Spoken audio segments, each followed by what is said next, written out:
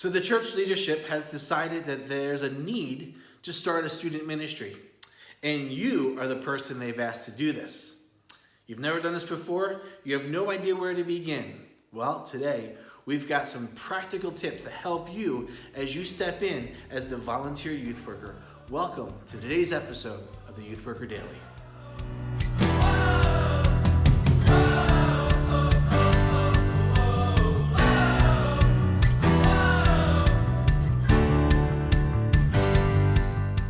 Hey everybody, welcome back to the Youth Worker Daily, where we hope to encourage youth workers just like you with tools, tips, resources, and helps so you thrive in your ministry. My name is Jay Hyam, and this week we have been celebrating the role of the volunteer youth worker. Whether you are the lead volunteer or you're just a volunteer who serves on a team, this week we're saying thank you. And we're sharing some ideas and some thoughts to help equip you with some resources and tools so that you can actually do the ministry that you have stepped in to do.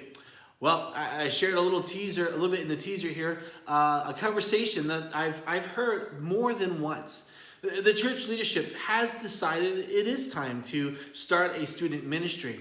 And they're not really in a place where they can afford to hire somebody. And so they've kind of thought through some people within the congregation who might be a great person to step in and help start or lead this ministry. Your name came up, and the leadership approached you, and they shared with you what they would like for you to do. Now you've taken some time to pray about it, and you've maybe talked to your spouse or a close friend, and you've gotten some counsel, and you feel like God is leading you to say yes.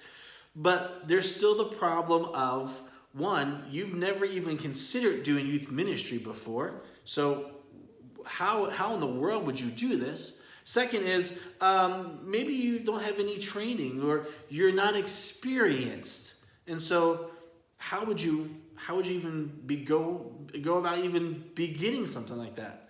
And then what about resources and materials, curriculum, ideas, planners, calendars, all those other things? I mean, it's a big job, and you're just not sure where you want to start. Well, the truth is, I have had that conversation with a number of volunteer youth workers. And so I started thinking about some of those conversations and the responses that I would often give to that volunteer youth worker. And so as I thought about our time this week celebrating and equipping volunteer youth workers, I kind of organized those thoughts and put together 10 basic ideas that might just help you begin to think about what it looks like to be in charge of or part of the planning team for your youth ministry. And so today, I want to share those 10 things with you, and hopefully they will be a great resource for you just as you begin getting started and thinking through what it looks like to be in youth ministry. All right, I got 10 of them. We're going to roll through them quickly, so if you're taking notes, here we go. Number 1, start small. Now, when I started youth ministry, there was just a handful of kids that were coming out. And I was quite content with that. But it didn't take long for me to start looking around at some other churches and some other youth ministries, and I started seeing that they were much larger than we were. Even when I started my first full-time role as a youth worker, I often found myself distracted by looking at what other youth groups were doing who were much larger. And then when I would try to do what they were doing, very often the activities would fall apart or just not work. And I quickly realized that my ministry was significantly different from their ministry. You see, it's okay to start small. You're getting 2 kids, 3 kids, 4 kids, 5 kids, that's okay. Just focus on who is there. Our second thought on this is work with what you have. Now, none of us have huge budgets. We all struggle to get kids to come out. We all have a hard time getting leaders. So simply start with what you have and see the resources that he's already providing for you to use with your students. Start small and work with what you have. Don't go and plan a huge calendar if you don't have the resources or the time to actually plan and follow through with a big calendar. Just simply start small and work with what you have.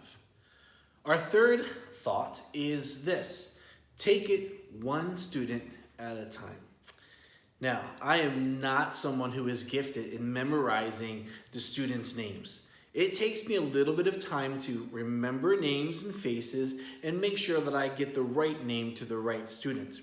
I've learned that because of that, I need to take it one student at a time. As you begin your youth ministry, you have the affordability to be able to do just that. Take it one student at a time. Spend some time focusing on and getting to know just one student. And then once you have a good relationship with that student, move on to the next, and then to the next, and then to the next. You see, student ministry is built on relationships. And so by you taking the time to invest in each student one at a time, you are building those relationships that are going to eventually lead to a very dynamic and a very healthy and hopefully a very fruitful ministry. Number 4 is this: do what you can when you can. Now, even for some of us youth workers who have been doing this for a while and as a career, we often overdo it. As you're starting out, let me caution you to be careful not to make the mistake that many of us have made. Instead, just do what you can when you can. See, as a volunteer, you're not doing youth ministry full time. You might already have a job. You might have a family that you're raising. You may have other commitments that you've already are participating in, either in the community or within the church. So you're not going to be able to do everything that other youth groups are doing. So slow down and simply just focus on the things that you can do. Now that actually leads into number 5. 5 is know when to say no. And it's based on that same thought of you and your time. You can't say yes to everything. In fact, when you do say yes to everything, usually something falls between the cracks or something doesn't go well. You can't always say yes. So learn to say no. Now, there's some benefits to learning to say no.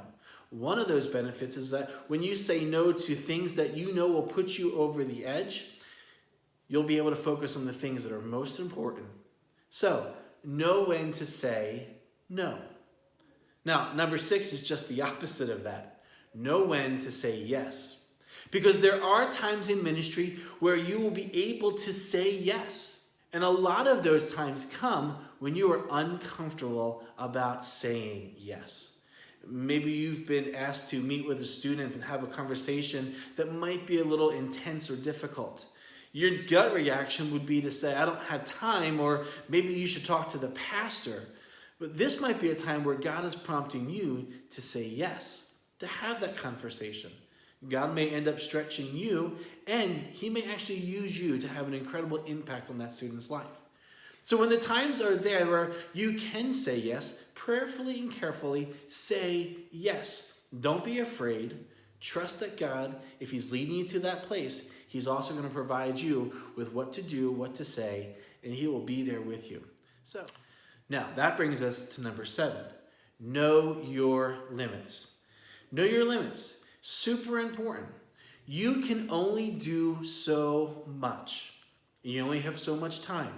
And like we've already said with point number 4, if you are doing this volunteer-wise and you have a career or you have a family, you are not going to have the time to do everything that you think you should or people may think that you should be doing. Know your limits.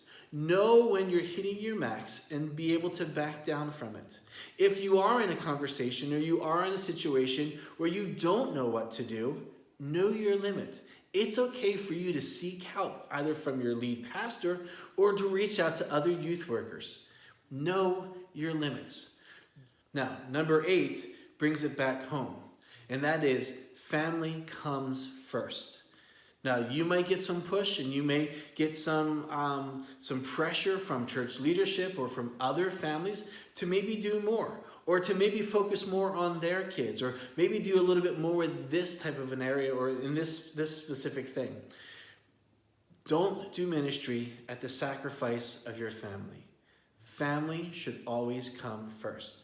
For instance, if you are involved with something with your kids in the community, and it's your place to be there, but you're also thinking that you should be over here doing this youth thing, you know what? You're always going to win when you choose family. Put your family first. I have had to learn over the years, over and over again, how important it is to put family first. Sometimes you're going to have to say no to youth ministry and say yes to your family. Number 9 is communicate. Communicate. Communicate with your lead pastor or your leadership team. Communicate with parents. Communicate with students. Communicate with other members of the church. You want to be able to continue to tell folks what's happening in your ministry. Not only like events and updates and stuff like that, but you want to start sharing the things that God is doing with your students and within your program. One more thing about communication. If there is difficulty within your ministry, conflict, issues, you need to communicate those as well. Make sure you are keeping your lead pastor or the leadership team aware of the things that are taking place within your program, especially if there is conflict or tough issues that you are navigating.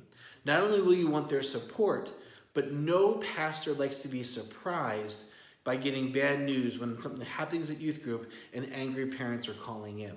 So communicate, let them know, not just the good, but also the bad. Our 10th and final thought through all of this is this: know that it's about God, not about you. Now we youth workers who are doing this full time, we can fall into this trap just as easily. But youth ministry is not about us. It's about what God is doing through us in the lives of our students. It's us surrendering ourselves and allowing God to do what He wants to do. It's not our agenda, it's not our goals, it's not our ambitions, but it's about what God's purposes and intent is for you with the students that He's called you to serve. So if it's about God, know and remember and trust that God's going to be actively at work through you within the ministry and in the lives of the students, because it's what He's doing. We just get to come along and enjoy the ride. We get to see the great things that God is doing, and we get to celebrate with students and families when God makes those great things happen. So remember, it's not about you. It's about what God is doing in and through you. There you have it. 10 thoughts or ideas based on conversations I have had with other youth workers just like you. Folks that have stepped in and volunteered or been asked to step up and volunteer. And so I hope that as you go through those 10 thoughts, I hope that they're helpful for you. I hope they will help you to slow down and realize that you can do this just simply by putting God first. Now, it's important that you do practice some of these, because youth ministry can become overwhelming. I've been there. And I know many others like me who have gotten swept up and overwhelmed by the work and the intensity of relationships and ministry, and it can be a daunting thing. But if you take your time and take these steps and think through what you're doing and move at your pace, trusting God, then He's going to be there. Let me encourage you. God has called you to do something awesome. And if He's called you, He's going to equip you, and He's going to use you. You can find our website at theyouthworkerdaily.com. Along with this video and these resources coming, you'll find a number of other videos and resources, all created and designed and being shared to help you do ministry well. With our website, you can always follow us on social media. You can find us on Facebook, Twitter, Instagram. All of those are places where we like to share some of the things that we're doing, as well as keeping our eyes open for some of the things that other youth workers like you are doing. And when we see good tips or ideas, we share them in those places. So follow us, social media, at Youth Worker Daily. That's YTH Worker Daily. All right, that's going to do it for us today. Again, if you're a volunteer, thank you. Thank you for accepting God's exciting call into this wonderful adventure called youth ministry. And we can't wait to see what God does in your ministry and in your life because of the ministry. That's going to do it for us today here at the Youth Worker Daily. Make sure you're back tomorrow. We have a couple more things to share with you when it comes to celebrating our volunteer youth workers. Until then, we'll see you. This is the Youth Worker Daily.